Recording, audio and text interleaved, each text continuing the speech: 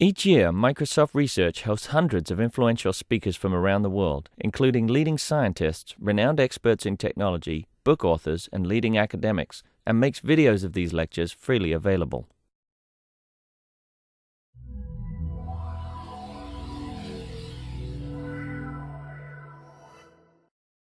Ty Weiss has some cool video content for us. We're going to check out this here video. So, yeah, I got some I have videos because how many people here have ever jumped out of an airplane? Raise your hand. A few. How was that for you guys? Sweet. Okay, so already I got some supporters in the audience. This is good. How many people?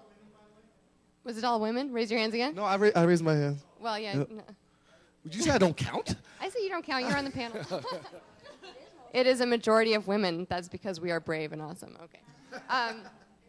So for everybody who has not jumped out of an airplane or maybe off a cliff or, ever, let's say, put on a wingsuit, which is kind of like a glorified nylon bag, makes you like a flying squirrel, I want to just bring you into my world a little bit before I start talking about what it is to give you a visual sense of what's going to happen. So the first video, this tells the story of, in September, I organized and participated in a wingsuit world record. That's 100 people from 16 countries coming together to do the largest wingsuit formation in the world. So I'm just going to let you watch that. All right, guys, we're on a 10-minute call. Super Blue 7, 10 minutes. 15 minutes, Skyvan 9. And formation, you guys are 35 minutes out.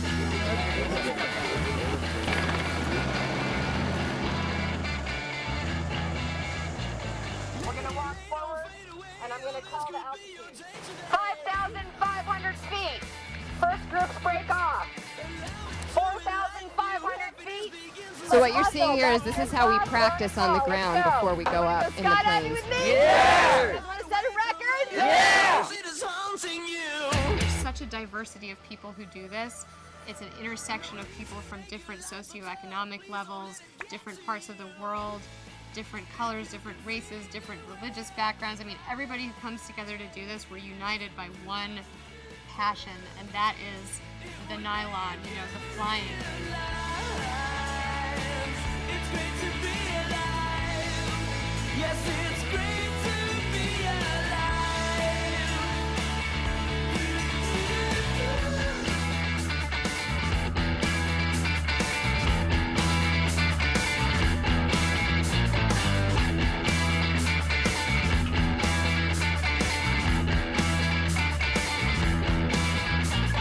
Mr. Fu, what's up with you? You know what you gotta do.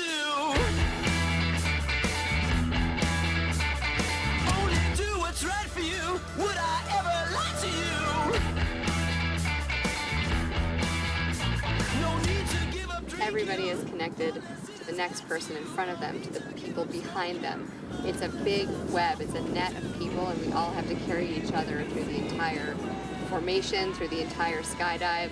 We work as a team, and we're all here for one reason. I mean, we love to fly. People come together for stuff like this, and the energy around it is magic. It's just magic. Yes, it's great to be alive.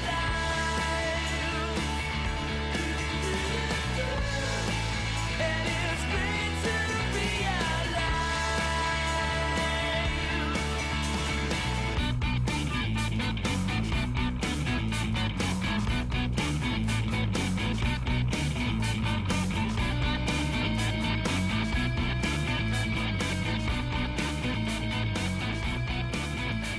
You're still alive, you wonder why you fought your game so.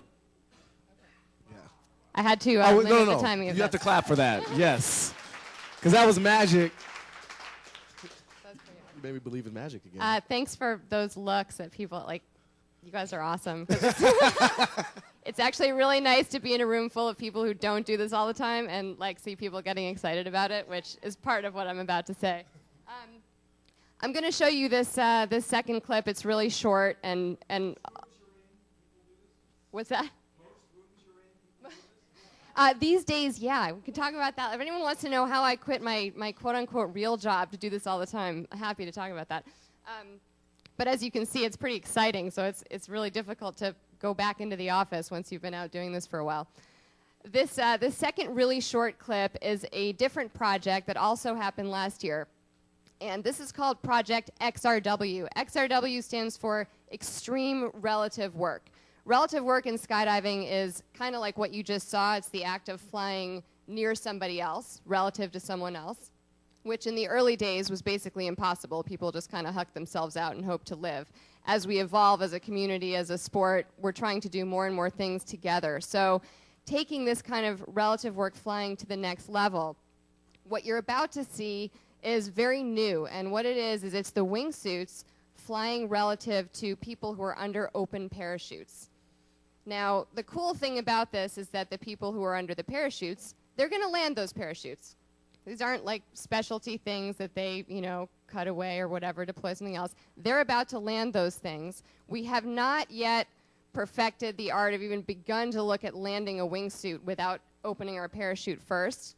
But technology has made it possible for us to slow our free fall time so much wearing the wingsuit. And the skill level has increased for the people who fly the parachutes so much that we can actually meet somewhere in the middle and fly together. So we did this project in Dubai, and I just want to give you a sense of the visuals and what that was like.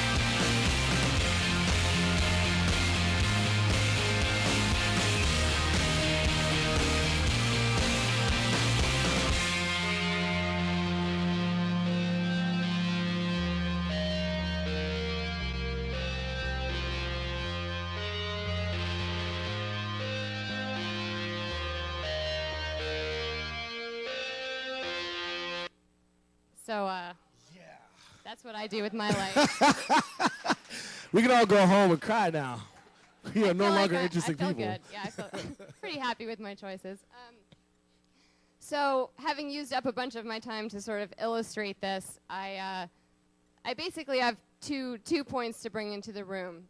Two things that I'm really passionate about. First of all, who's ever seen those two things before? Has anyone in here seen that video or anything like that? Yep. So a lot of people, who's seen a wingsuit jumping off a cliff? Everybody in this room, practically. Okay. So there's two. With a person in it. The wingsuit with a person in it. Thank you, bartender. Sentient wingsuits would Next terrify year, me. yes. You and Cylons, we have to start. It's on the brain. I'm starting to, I don't know. One thing for me to say about this is someone who organizes and spends my life trying to innovate around human flight is that within our communities, we are really not using technology effectively. So if you look at that 100-person wingsuit formation, you can kind of tell probably by looking at it that it was a year in the making, right? There's a lot of logistics that go around it. Who's going to fly in what slot? How do we keep from crashing into each other? What does the breakaway look like? So at the end, you see everybody flying away. The whole thing sort of explodes. That's because we need space to open our parachutes so we don't collide with each other and have an accident. In order to make that happen, what do you guys think we used? Did we use like an app that we can show everyone what's going on? Was there some program that helped us to illustrate it? There was some email. There was some Microsoft Word. that went into it. And more Oh, importantly, I'm sorry, whose word? Yeah, see how I did that? You like that? Yeah, whoever did that. Not the only one, bang. More importantly, we used magnets, little wingsuit-shaped magnets that we moved around on a magnetic piece of sheet metal. Yeah, so I bring that in here to say, we're innovating, obviously, and we're doing all this really cool stuff, but there really isn't a lot of sense that, within our community, how can we use technology better and where might those resources come from? Right now, what we do is it's a spectator event that you guys see on YouTube of the people jumping off the cliffs, right? But the story really, for me, I don't think it's getting out there. So the second branch of this, first branch is, how can we use technology more effectively in planning these formations and pushing the boundaries of human flight, in collaborating with each other across the world? I have a plane captain in France, I have a plane captain in Russia, and it would be great if we could have tools where we could plan these things and collaborate and compile lists of names and virtually look at how these formations can be built and break off safely. But we don't have those tools, and we should, I think, be developing them more. So I don't know how to make that happen, but I sort of put that out here like something to think about. And the other thing is the storytelling. We're all storytellers here, so I'll talk a little bit about that. That's to say, most people think that what we do is crazy. I mean, for those of you that have seen the YouTube videos, do you have a sense that surely these people must be a little addled in the head? To jump off a cliff. I mean, I always have these conversations with people, even here, lots of people here are like, yeah, I'm afraid if I don't even go near the edge of, the window. That's not, you guys are crazy. That's not cool. There might be a little bit of craziness involved, but actually I believe that what we're doing is pushing the bounds of what humans are capable of. So rather than being portrayed, in what little you may have seen as these weird fringe, like super psycho weirdos, this is actually a community of people that's growing. There are it's still small. There are 35,000 active skydivers in the United States, more than that across the world, and wingsuit flying is the fastest growing discipline within skydiving. So sales of suits are going up. A new wingsuit company just came online right now. There's something going on in this space where people relate to that sensation and that view of flying. And I'm interested in telling the stories in ways that not just to ourselves within the community or trying to get all of you to go out and do 200 skydives and then fly a wingsuit, which I realize is unrealistic, but I would like to involve everybody here and the larger public in a more mainstream appreciation of why this is important to the community, to our community. So there was a New York Times reporter who called me, did a little piece the other week, and he was like, well, why shouldn't I just write that you're all crazy? That was the question. That was the New York Times reporter? That was the New York Times reporter. That's how this started. I was like, I could tell you about the cool world record. He's like, no, I just want to know why I shouldn't just headline it, crazy people do crazy things, whatever, like leave the rest of us alone, And what came out at that point was this, and I was like, would you ask a Formula One driver that? Like, would you ask an astronaut that? Would you ask a deep sea diver that? And he kind of paused like, well, no, but I mean, no. And I'm like, well, to me, it's the same kind of thing. What we're doing is pure human flight. It's gravity-powered flight right now. Maybe someday we'll have the ability to sort of stay level or do these things, but it's really amazing what we can do. We're exploring something that's not outer space, not under the ocean, it's not on the Earth, but it's somewhere in between the sky and the planet, and we're trying to dominate that space and understand it and enjoy it and use it. And in doing so, we want to stimulate the imagination of basically everybody we can. We want the support of some sort of the recognition, in a sense, I think, as a community, as a sport, of what we're doing, and therefore to bring in more resources and more tools and more collaboration to do what we do better. So, what do you said dominate that space? What do I did say that. What do birds think about what you're doing? That's a very good question. They don't like it. We're providing some congestion in their airspace. It's true. They actually, yeah. There was a bird encounter one time, and it was ugly. I actually work in the basement of the library. How hard is it, and how dangerous? What are the skills involved? Because gravity-powered flight is, basically falling, right? Slowly and under More control. slowly, yeah. Seriously, what's the skill and what's the danger, the risk? That's a good question. So, in order to fly a wings, if you want to become a skydiver, you can go out and do what some of the people in this room have done. You go and you do a tandem, and there's really no skill involved in that. You just have to, you get strapped onto somebody, and you go out, and you get to enjoy the sensation of free fall, or not. For a modest investment of your time, you can figure out whether it's going to make you throw up or whether you're really psyched about it and want to do it again. If you want to get licensed yourself, it's 25 skydives, which some people do it in a weekend, some people take a few months. And to fly a wingsuit, you have to do 200 jumps. So 200 jumps before you can even, zip up the little nylon flying squirrel thing and go out. You're learning how to control your body in... She said bowels. Bowels. Bowels is what you're Bowel learning control to control. is big. That's a Yes. big one. Yes, yes. Well done, BT. You're learning how to make it look good, how to, make sure your hair looks good at the end of it. There's a lot going on there.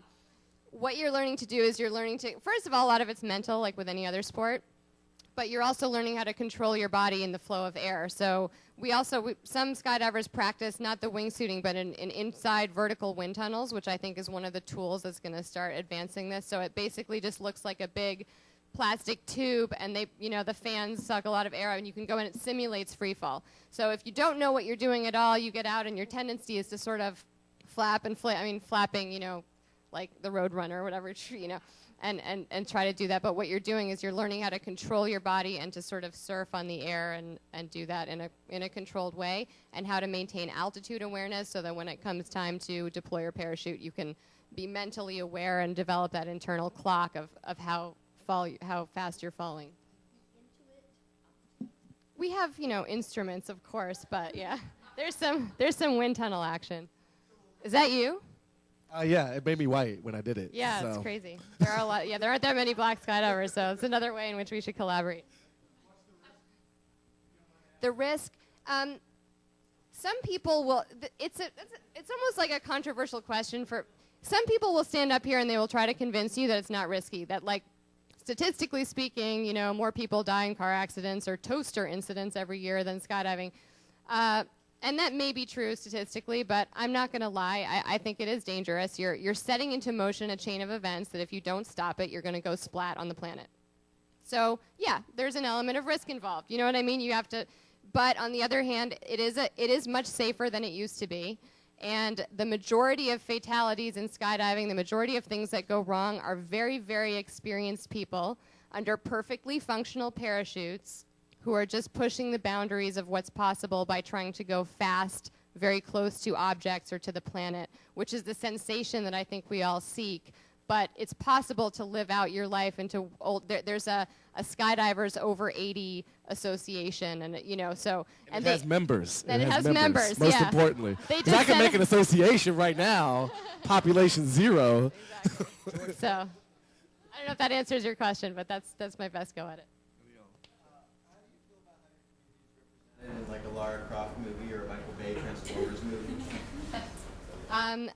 Right now, I feel like, for the most part, all the representation has been relatively, like, any press is good press kind of thing. Because if I can come into a room like this and people are like, oh, yeah, you fly a wingsuit, I saw that thing, then to me that's progress, rather than having people not see it at all. The 90s rash of skydiving movies where it was all sort of drug dealers and, there's a bunch of Wesley Snipes remember that one? Like Cutaway and Drop Zone. It was all like Miami drug dealers trying to fund their jumping. Some of that might go on. Some of that's based on a true story, but our community is very diverse, economically, racially, and socially. There are people who, across the board, it's one of the things I love about what I do is the fact that the environment that we build teams in, which is challenging, is extremely, extremely diverse. You've got the rich guy with the Ferrari who just wants to have some fun, and you've got the guy that saves all his money from his job just to do this and eats ramen and peanut butter. It is expensive. It's life-changingly expensive. But, your priorities change, so you don't need all the gas. Yeah. My gear has always been worth more than my car. I'll just put it that way. Trisha? Okay. John? So, I don't want to encourage this, but if you could, what is, in order to land without a parachute, just with a wingsuit, once you slow down to the speed of the parachute, what else do you need to do? Is it question position? I mean, it sounds like that's a goal. You can look up Gary Connery. So this past year, there was a guy who actually did it for the first time ever, and it's about stopping. It's about slowing down, putting on the brakes. So in a parachute, you have steering control lines, and you can actually bring it to almost a complete standstill, whereas in the wingsuit, you use forward speed to gain lift. So the goal, Gary, I think must be a video of him on there. He figured out with the really big wingsuit, he's a stunt man, and so he was able to flare out of his forward speed, you know, about 50 or 60 feet up, and then just kind of fall into the boxes. But it doesn't look, you know, there's no one else has done it, and he's not keen to do it again. He's like, woo, I did it. Okay, the end. But what's it like being up there in formation with all these other people? And sort of obviously you all had your spots and you sort of knew what you were supposed to do, but there's obviously, like, there was a possibility that something else.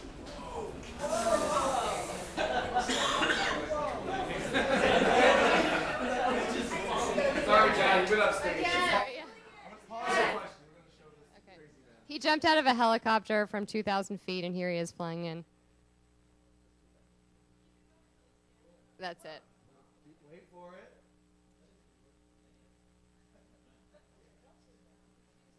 He's in there. He's in there.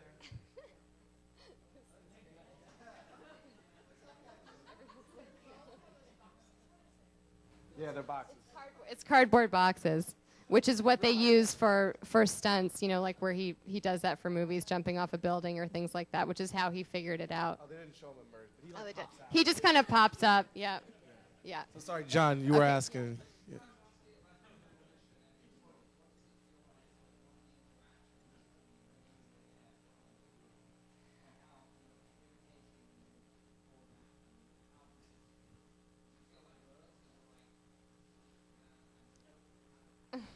That's a great question. How does it feel to be in the formation, and what's the communication like, and does it feel like, it does feel like, I mean, it feels like the closest thing that I could imagine or describe as flying. It doesn't feel like falling because we're moving. We covered 2 miles on that 100-way formation.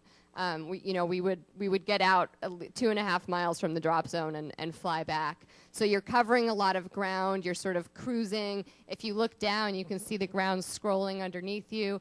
And then to be in a formation that big is a profoundly social experience. And for what is still a pretty small community, it was extremely moving, gratifying to look around and see all of these other people from all of who have gathered from all over the world, all who've shared the same love and the same passion, flying together in this organized way. People will look over at each other. We have sight lines. So similar to aircraft flying in formation, we train by looking all the way up the line. So, you know, there are people in that formation towards the front who spend the whole time looking at some guy's shoe, basically, you know. And then there are people in the middle that are literally surrounded by people on all sides. My position in the formation was I was the tail end of the diamond. So I spent most of the skydive diving and watching everybody else come into the formation in front of me and just waiting and waiting and waiting and then rushing in at the last second. And I often had only, you know, 5 or 6 seconds of flying with everybody else. But knowing that we had completed it was the most exhilarating thing, you know, ever. So we had no idea until after we landed. And look, it's so big. It's really like the size of a football field. It's huge across the sky and on the ground when we lay it out. It's gigantic. So, you know, there were times when I didn't know what was going on. People don't know what goes on in other sectors. So there's a link on my website to that video. You can watch the rest of it where you see everyone landing and going, did we get it? I don't know. It looked good on my side. Did it look good on your side? It looked great on my side. And then everyone waits anxiously while we review the video and look at it and see whether we did it or not. Then if you guys have observations or questions or comments about, take any mic, Anand's mic, yeah. The only thing that I wanted to just comment on, and it was in what Taya was speaking about we're pushing the boundaries, and it was something we had discussed briefly over lunch, and that is the concept of innovation as exploration. And, so rather than innovation for some, monetary goal or some other purpose other than can we do it, as absolute exploration. I think it was Anand who was bringing up Michelangelo. He didn't, say, hey, I want to do Sistine Chapel because I'm going to get this much money or something, just can I do it? And I think that is a key part of innovation that we need to maintain, that sense of play and that sense of wonder that we can actually achieve.